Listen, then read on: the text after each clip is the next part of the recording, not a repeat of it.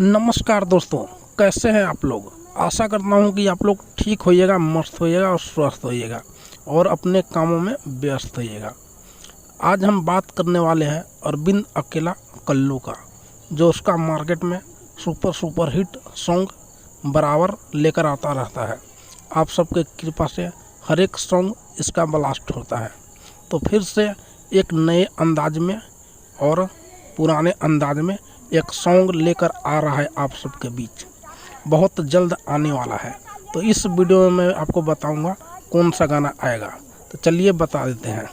गाना का नाम है ठोरवा ए बलम जी।